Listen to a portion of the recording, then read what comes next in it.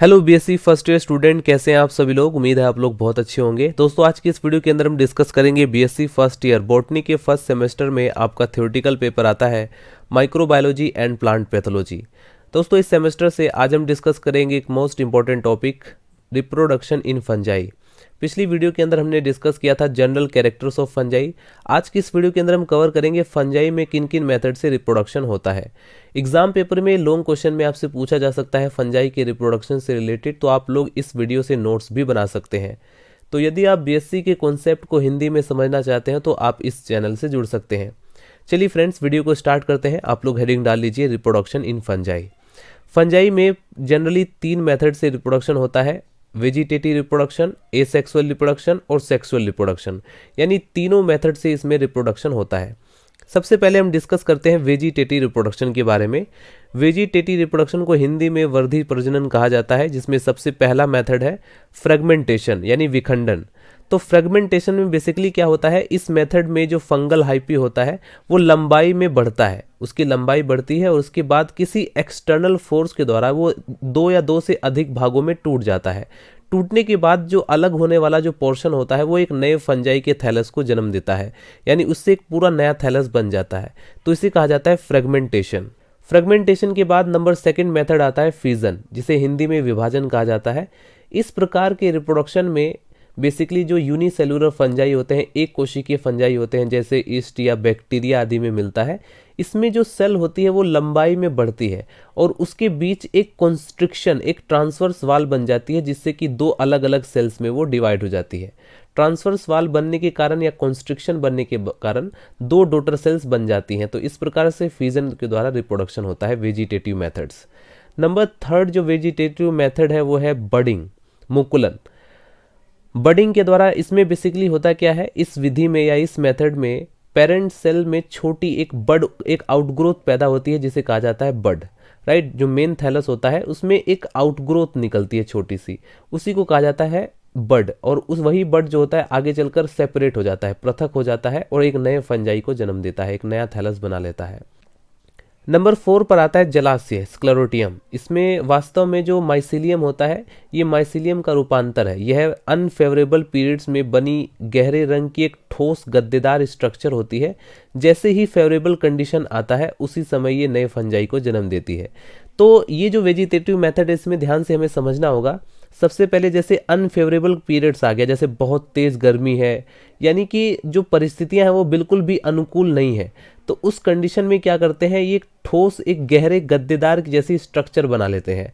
फिर जैसे ही favourable condition आती है ये दोबारा से उस वही जो गद्देदार स्ट्रक्चर है एक नए फंजाई को जन्म देता है। तो अभी तक हमने देखा वेजिटेटिव मेथड्स के अंदर 4 प्रकार से रिप्रोडक्शन होता है। अब हम देखते हैं एसेक्सुअल रिप्रोडक्शन।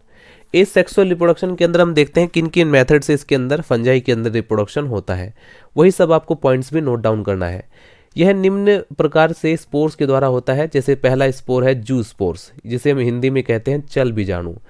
जू स्पोर्स क्या है, ये जल बीजाणु यानी जू स्पोर्स एक यूनिफ्लैजिलेट भी होते हैं, बाईफ्लैजिलेट भी होते हैं। यूनिफ्लैजिलेट का मतलब जिसमें एक फ्लैजिला हो, बाईफ्लैजिलेट का मतलब जिसमें 2 फ्लैजिला हो। ये पियर शेप्ड के होते हैं, नाशपाती के आकार के होते हैं। यूनिन्यूक्लिएट होते हैं, यूनिन्यूक्लिएट मतलब जिसमें एक न्यूक्लियस हो।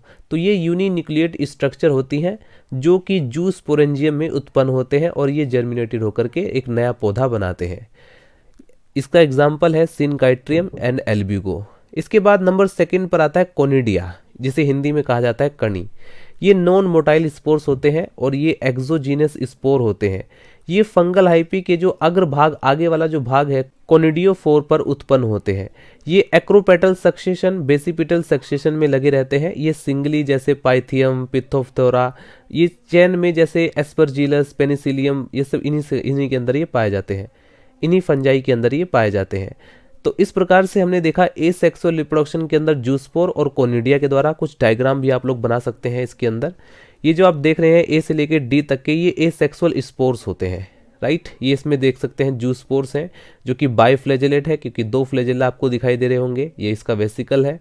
इसके बाद ये है इसमें कोनिडिया। कोनिडिया किस तरह से बनते हैं, ये इसमें क्लेमाइडोस्पोर्स दिखाई दे रहा है, ये इसमें ओइडिया है। तो अब हम देखते हैं ओइडिया क्या होता है, ओइडिया के द्वारा एसेक्सुअल रिप्रोडक्शन फंजाई के में कैसे होता है। तो ओइडिया जो होता है जैसे फूड मटेरियल होता है, खाद्य पदार्थ होता है, उनकी प्रचुरता में कुछ फंजाई जैसे म्यूकर में हाइपी बहुत छोटे छोटे फ्रेगमेंट्स में ट्रांसवर्स वाल द्वारा टूट जाते हैं और प्रत्येक जो सेगमेंट या खंड होता है वो एक नए पौधे को निर्मित करने की क्षमता रखता है। इसके बाद नंबर 4 पर जो एसेक्सुअल रिप्रोडक्शन है वो है क्लेमाइडोस्पोर्स। इसमें जो फंगल हाइपी का जो आगे वाला अग्र भाग जो होता है वो भोज्य पदार्थ यानी फूड मटेरियल को इकट्ठा करने पर वो फूल जाते हैं, यानी इसमें स्वेलिंग आ जाती है और प्रत्येक सेगमेंट या खंड एक नए पौधे को जन्म रखने की या जन्म देने की क्षमता रखता है। नंबर 5 पर एसेक्सुअल रिप्रोडक्शन जो स्पोर द्वारा होता है वो है स्पोर बीजाणु।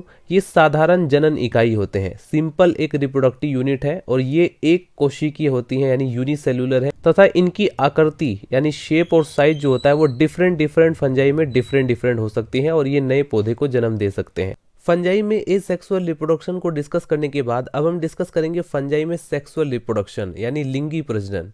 फंजाई में सेक्सुअल रिप्रोडक्शन किन किन मेथड्स के द्वारा होता है हम उसके बारे में डिस्कस करेंगे। फंजाई में सेक्सुअल रिप्रोडक्शन कम विकसित होता है और इसमें लैंगिक प्रजनन यानी सेक्सुअल रिप्रोडक्शन दो सेक्सुअल यूनिट गैमेट्स के फ्यूजन से होता है और यह विधि 3 स्टेजेस में होती है, ये 3 अवस्थाओं में होती है। सेक्सुअल रिप्रोडक्शन की जो 3 स्टेजेस हैं उसमें पहली स्टेज आती है प्लाज्मोगेमी। इसमें सबसे पहले जो प्रोटोप्लास्ट होते हैं उनका फ्यूजन होता है, वो आपस में फ्यूज करते हैं जिससे कि जो 2 हैप्लॉइड न्यूक्लियाई होते हैं वो सेल के बहुत करीब, बहुत ही एक दूसरे के पास आ जाते हैं। दूसरी स्टेज आती है कैरियोगेमी। इस कैरियोगेमी का मतलब होता है न्यूक्लियस का फ्यूजन। इसमें जैसे ही प्लाज्मोगेमी हो जाता है, प्लाज्मोगेमी होने के बाद दोनों जो हैप्लॉइड न्यूक्लियाई होते हैं वो आपस में फ्यूजन करते हैं, यानी उनका आपस में वो जुड़ जाते हैं, फ्यूजन करते हैं जिससे कि डिप्लॉइड जाइगोट बनता है। नंबर 3 पर जो स्टेज आती है वो है मियोसिस, अर्धसूत्रण। यह फ्यूजन के पश्चात जो डिप्लॉइड जाइगोट होता है उसमें क्रोमोसोम की जो संख्या है, क्रोमोसोम का जो नंबर है उसे आधे करने के लिए, अर्ध करने के लिए होता है। फंजाई में जो सेक्सुअल रिप्रोडक्शन है वो विभिन्न प्रकार से डिफरेंट टाइप से होता है, जिसमें से कुछ निम्न प्रकार है। सबसे पहले नंबर पर है प्लेनोगेमेटिक कॉपुलेशन। इनमें प्लेनोगेमेट्स मोटाइल होते हैं, इसमें नेकेड गैमेट्स का फ्यूजन होता है। इसमें फ्यूजन करने वाले जो गैमेट्स होते हैं वो आइसोगेमस भी होते हैं, एनिसोगेमस भी होते हैं और हेटेरोगेमस भी होते हैं। नंबर 2 पर आता है गैमेटेंजियल कॉन्टैक्ट। इसमें एक गैमेटेंजियन से दूसरी में गैमेट्स सीधे चले जाते हैं। इन गैमेट्स का जो प्रोटोप्लास्ट होता है वो अस्पष्ट, अनडिफरेंशिएट होता है तथा न्यूक्लियस में दर्शित किया जाता है। यह युग्मक वास्तव में फ्यूजन नहीं करते हैं। नंबर 3 पर आता है गैमेटेंजियल। इसमें जो युग्मक होते हैं यानी गैमेट्स होते हैं वो गैमेटेंजियम के संपूर्ण भागों में एंटायर कॉन्टैक्ट का उसमें फ्यूजन होता है। नंबर 4 पर आता है स्पर्मेटिजेशन।